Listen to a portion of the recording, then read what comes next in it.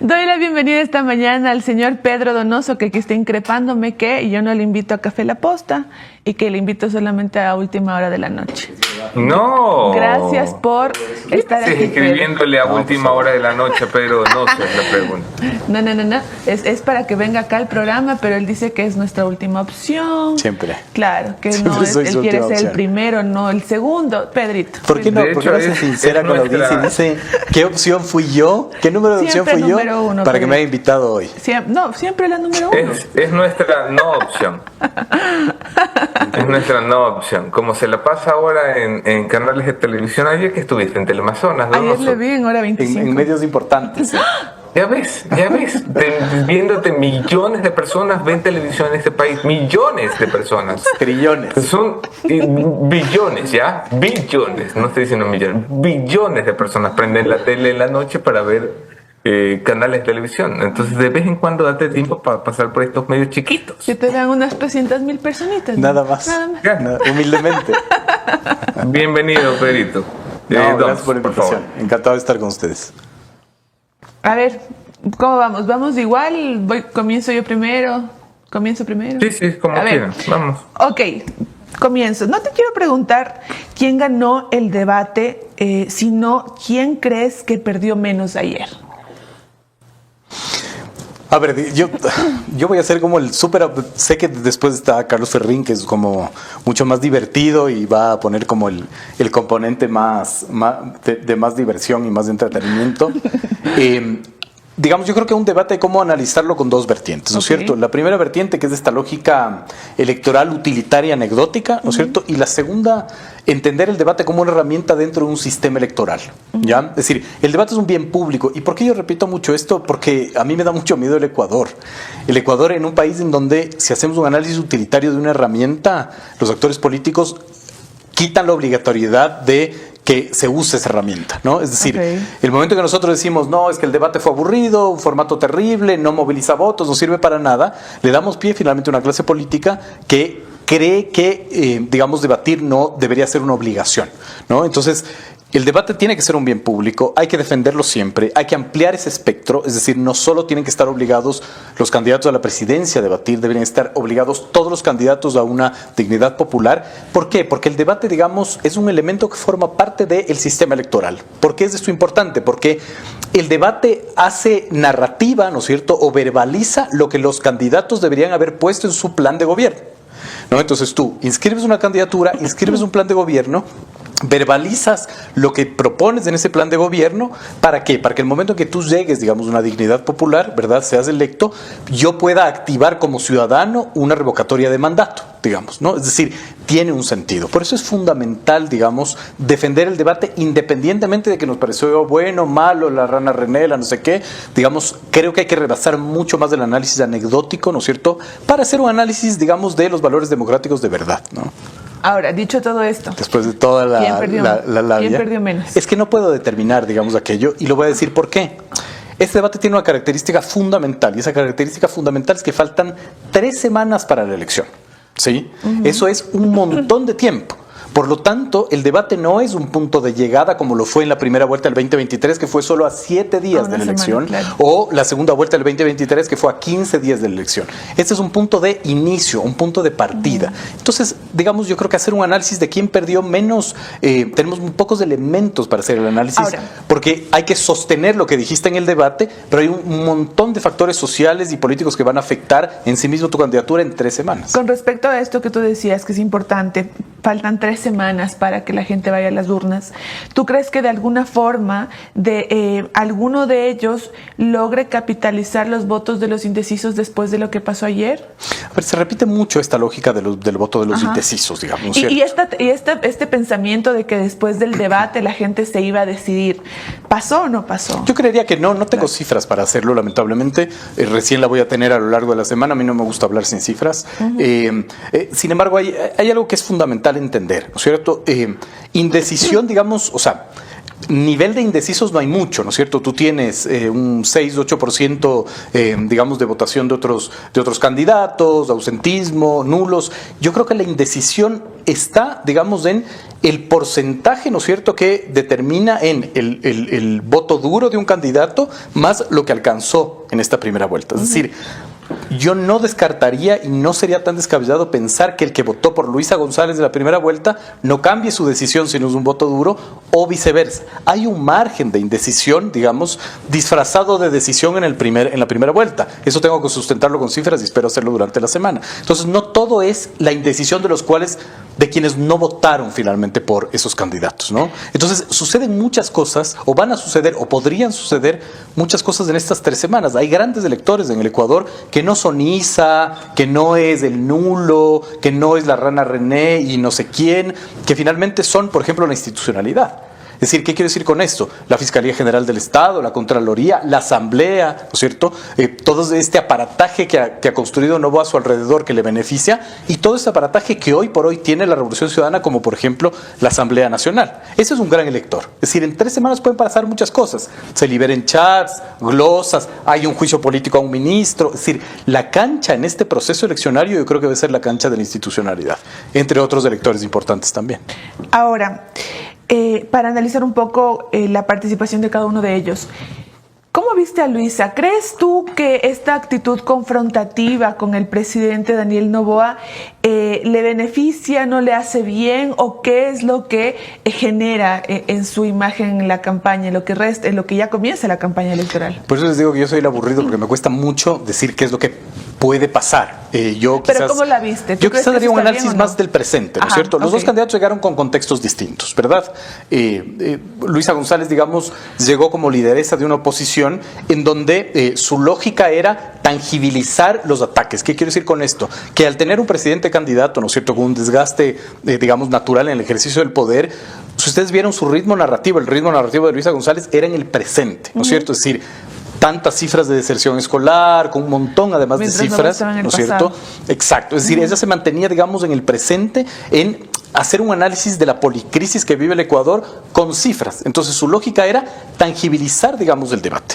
A diferencia de Noboa, que tuvo un ritmo narrativo más de futuro en defenderse y de pasado en atacar, pero que a mí me sorprendió mucho al ser muy escaso, digamos, en cifras. No con esto quiero decir que todos son las cifras, ¿no? Pero el momento en que tú eres el presidente candidato y estás, digamos, gobernando un país, si no planteas cifras, es difícil que tangibilices, digamos, tu gestión. Y al no tangibilizar tu gestión, ¿no es cierto?, es más fácil que la oposición cree imaginarios.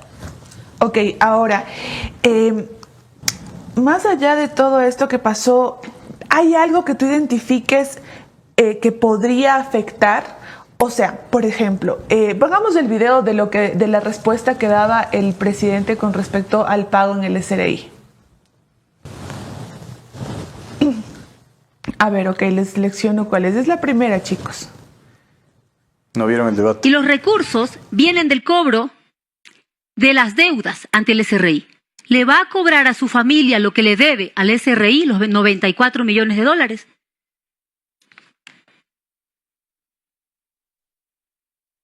No. Candidato. Argumente su respuesta, candidato, en 1 minuto. El SRI tiene que seguir todos sus procedimientos para todas las personas, así mismo como lo hace Contraloría, por ejemplo, en el cual tú tienes 2 glosas, una de $800,000 y otra de $130,000 cuando trabajabas en el exterior.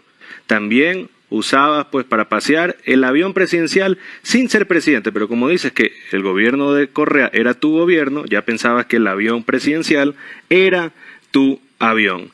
Nosotros respetaremos cada institución y todas las personas que haya que cobrarle impuestos le vamos a cobrar. Yo en eso he sido muy firme y he sido muy claro. Yo me estoy entregando a todos los ecuatorianos.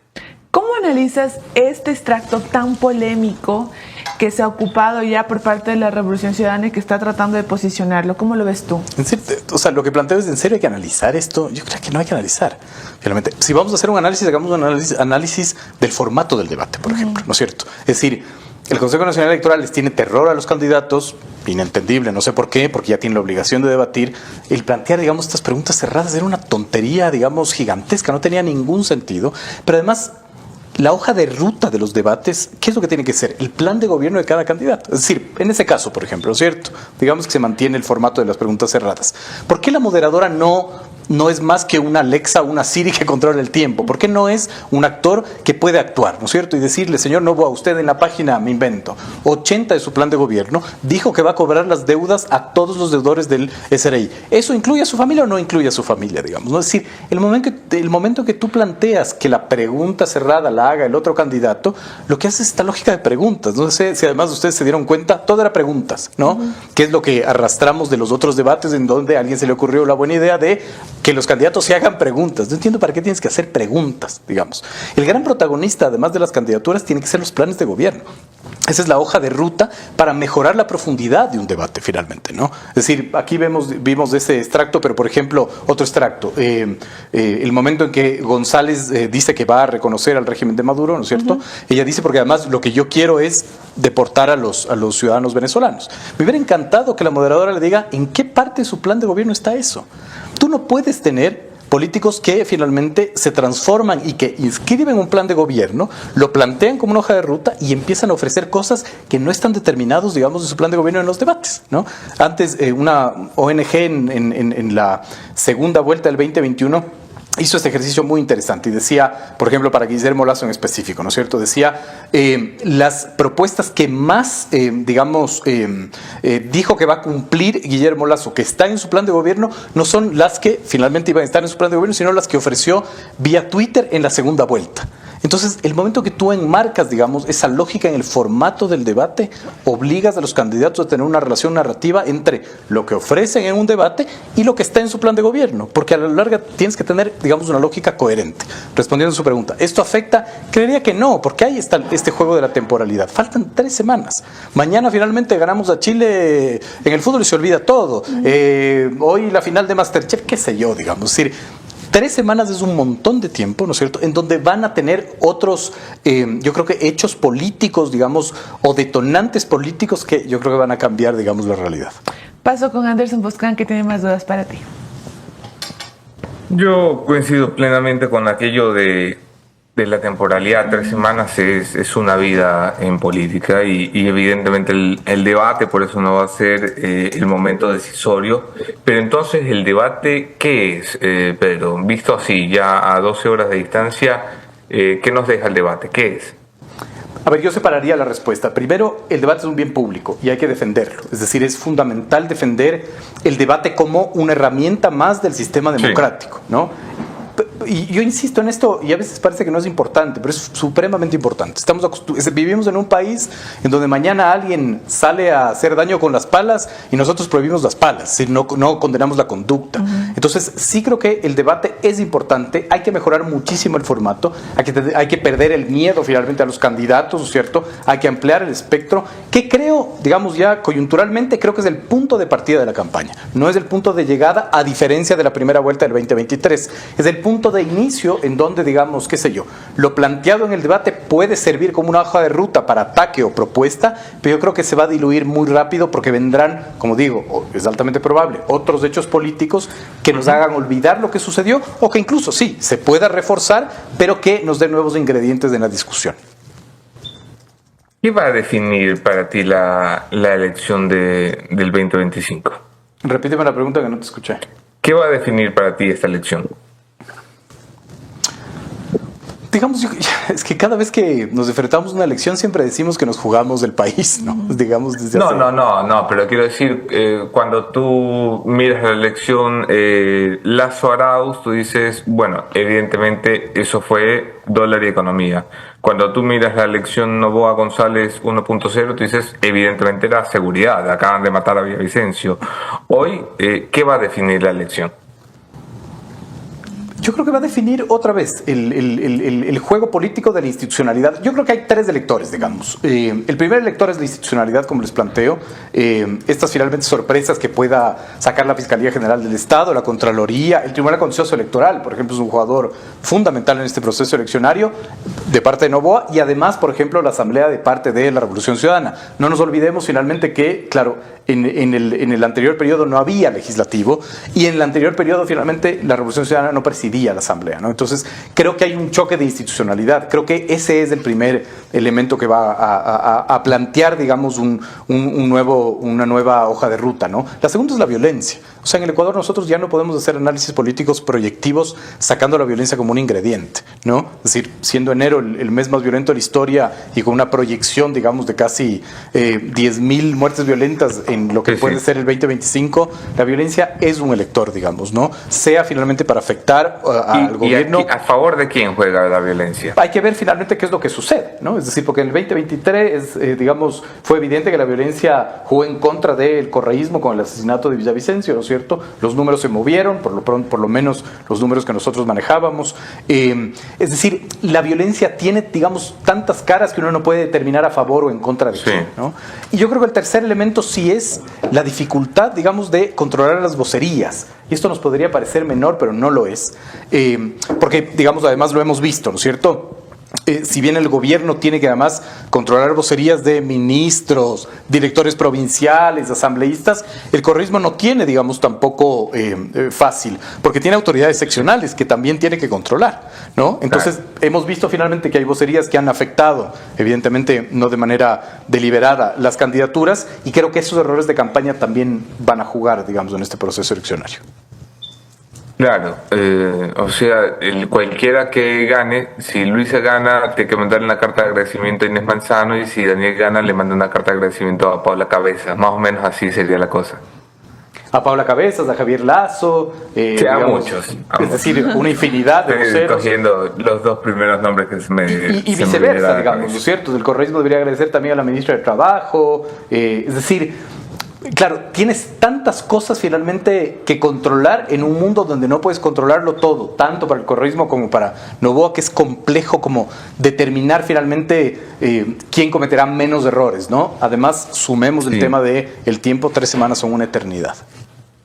Oye, ¿quién crees tú que es, dices, hay grandes electores, ¿quién crees tú que es el gran elector? Porque claro, el espectro es muy chiquitito, hubo apenas 1 millón de votos que no escogieron Noboa Luisa en la última elección. Ese 1 millón de votos tuvo 2 opciones mayoritarias, una fue Leonidas Issa con 500.000, el otro fue Andrea González con 240.000, lo que no significa que esta gente va a hacer lo que le diga a ninguno de ellos, va a hacerle un poco lo que le salga de donde le salga. Pero hay forma de entender ya con la data que habrás mirado, Pedro, quiénes son, o sea, de qué tipo, tienen algo en común este 1 millón de personas, algo que los una geográficamente, etariamente, no sé, por clase social. ¿Hay algo que une a esta gente? Es complicado determinar, digamos, yo no tengo la capacidad de aterrizar a eso, las cifras, pero creo que hay 2 tipos, como les decía, de público objetivo, digamos, ¿no es cierto? El primero sí es evidentemente este 1.200.000 que está pululando por ahí, ¿no es cierto?, de los otros candidatos, las cifras de ausentismo, de nulos, que me parece que son importantes, pero claro, de todas maneras no son, en mi criterio, estos electores que van a tener mayor peso, sino yo sí creo que hay un nivel de indecisión en los que ya votaron por un candidato, que son lo que se denomina voto blando, digamos, ¿no? Y claro, ahí juega finalmente la institucionalidad, es decir, cómo yo le convenzo al que votó por Luisa, digamos, en primera vuelta, que vote por Noboa. Y ahí viene finalmente, qué sé yo, esta capacidad de generar miedo para la clase media, sobre todo serrana, por ejemplo, que tanto funciona, o finalmente lo que está sucediendo con la crisis, digamos, del invierno en la costa. Es decir, sí creo que hay un porcentaje, y esto debería sustentarlo con cifras, espero hacerlo en esta semana, un porcentaje de indecisos que, si bien decidieron su voto por uno de los candidatos, pueden cambiar, digamos, su decisión, ¿no? Termino con esto, pero a ti te gustan mucho las discusiones de fondo, ¿no? Las discusiones con las que la democracia se juega algo. Pero cada vez más tiendo a pensar que la cosa se nos está yendo de las manos. Es decir, yo revisaba los titulares de hoy de la CNN, que algún día fue referencia de algo y le dejaron 10 personas como estafa. Pero algún día fue una referencia de algo, ¿no? Y la CNN pone el debate presidencial del Ecuador, y este es el titular que escoge. Le voy a pedir a mi producción que lo ponga en pantalla, porque claro, a mí me revienta la cabeza un poco de entender si estas cosas se supone no son importantes, ¿cómo es que al final son las cosas de las que termina discutiendo incluso el flaco que pone titulares en la CNN? Me avisan en producción, ¿tienen la imagen? Debate de Ecuador. Luisa González invita a Daniel Noboa a hacerse una prueba antidoping. Es muy loco. Sí, y que digamos, este sea el titular del debate, ¿no? Claro, y es súper interesante porque nosotros discutimos esto siempre con mi equipo. El Ecuador es ya hoy por hoy, digamos, este país ya no de los hechos, sino de los dichos, ¿no? Es decir, los titulares, digamos, se van construyendo con base a dichos y no hechos. Es decir, no se prueba finalmente nada, no construyes un titular con evidencia del hecho, sino con el dicho, ¿no? Un presidente que sale a decir hay, no me acuerdo, 20.000 hectáreas sembradas de coca, por ejemplo, ¿no es cierto? Sí. Un expresidente, digamos, qué sé yo, diciendo, no sé, que Noboa está vinculado con el narcotráfico. Entonces, claro, ya no hay esta lógica de que los titulares sustenten hechos sino dichos, digamos, ¿no? Y claro, eso finalmente también tiene esta lógica de banalizar lo que estamos viendo y lo que está sucediendo. Claro, ese titular, digamos, claro, anecdóticamente puede ser lo que más nos causó gracia, lo que más nos llamó la atención, y discutimos la rana René y todo finalmente, pero claro, los temas de fondo no se siguen discutiendo y eso es profundamente grave, ¿no? Es decir, por ejemplo, a mí la intervención del expresidente Dajic en Contacto Directo cuando hablaba de la dolarización me gustó mucho finalmente porque es poner las cosas, y ustedes lo hablaron, poner las cosas de verdad sobre la mesa. Es decir, un sistema cambiario es lo que tenemos que discutir en el país. ¿Eso es lo más importante de todo? No. ¿Poner en la Constitución, digamos, la dolarización garantiza que la dolarización se mantenga? No. Entonces, estamos viviendo en el Ecuador un montón de crisis. El Ecuador vive una policrisis, digamos, ¿no es cierto? Tangibles, pero hay crisis que son no tangibles, que son mucho más importantes. Por ejemplo, nosotros sostenemos que el Ecuador tiene una crisis de representatividad colectiva. Y tú ves finalmente que nadie te representa y los que representan salen a decir en medios que no representan a nadie. Entonces ahí hay una crisis de representación colectiva. Cuando tú ves, por ejemplo, las cifras del Latinobarómetro del 2024, es súper interesante. 8% de la gente dice: yo confío en los demás, solo 8%, digamos, es menos de 1 de cada 10. El 13% dice que el país progresa, es decir, esto quiere decir que la gran mayoría cree que el país no progresa, pero cuando preguntas sobre su situación individual, el 74% de la gente te dice que está satisfecha con su vida, 74%, y un 53% dice que su familia está progresando. Ahí hay un rompimiento, ¿no es cierto?, de la representación colectiva. Y un 50% dice que la democracia no es el sistema ideal de gobierno, que le da igual. De acuerdo, digamos, que eso ya se venía, digamos, evidenciando en todas las encuestas del Latinobarómetro los últimos 3 años, ¿no es cierto? Pero el momento que tú ves que finalmente la gente tiene una percepción de que solo el 13% dice este país progresa, pero después le preguntas, ¿su familia progresa? 5 de cada 10 te dicen que sí.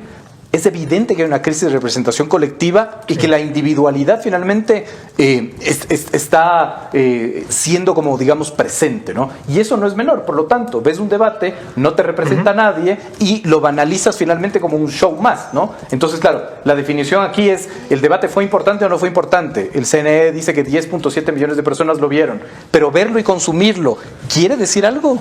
No lo sé. Pedro Donoso, señores, gracias por estar esta mañana con nosotros.